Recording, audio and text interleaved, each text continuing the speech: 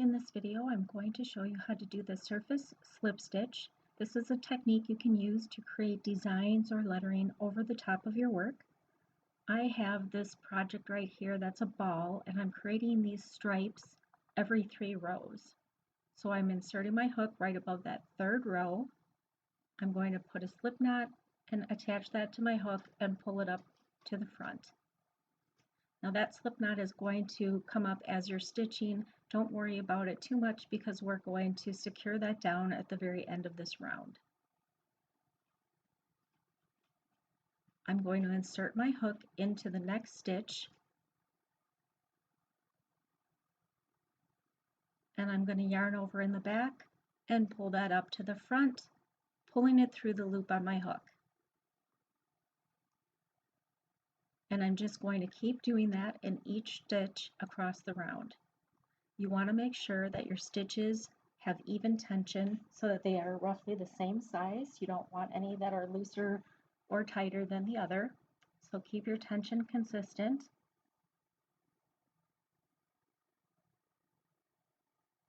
If you make your stitches too tight, your work is going to pucker up. And if you make your stitches too loose, it just looks messy and you'll have some stitches kind of hanging down and they do not look uniform, which is not the look you're going for.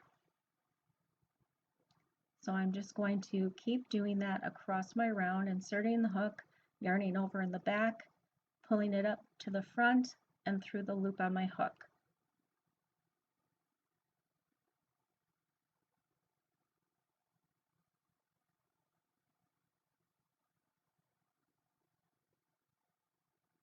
And you can see my stitches are roughly the same size. They look pretty similar. That's what I want.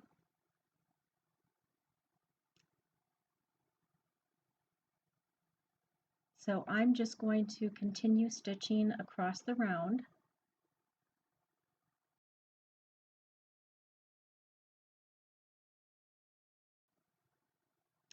Here I am at the end of my round. I have a few more stitches left.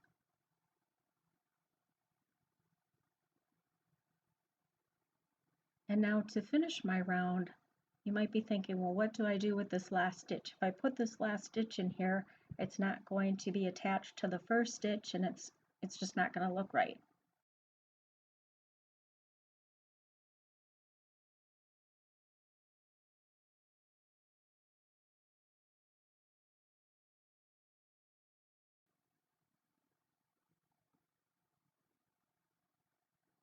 So you do not work your last stitch. Instead, I'm going to cut my yarn, leaving myself a couple of inches, and I'm going to pull my yarn through that last stitch. We're going to do an invisible finish,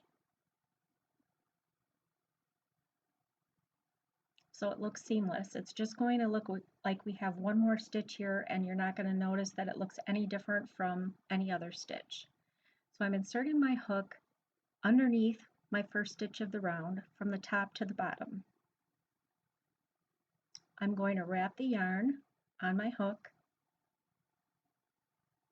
and pull it through underneath my stitch.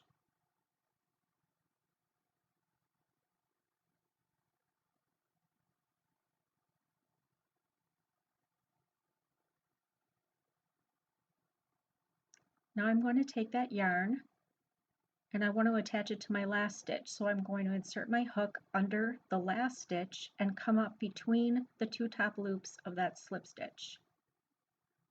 I'm going to wrap the yarn around my hook and pull it through.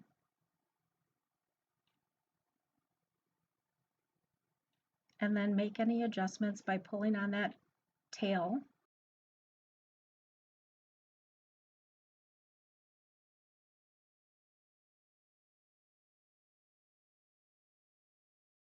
Fasten off your tail. I'm just going to insert my hook into the next stitch over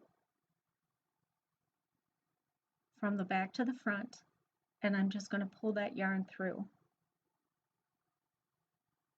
And tighten up your yarn just to make any adjustments so that you cannot tell where it finished. To finish off, I just tie the 2 ends together where I started and where I finished, tie those two ends together, and then your stitches will not go anywhere and you will not see that slip knot.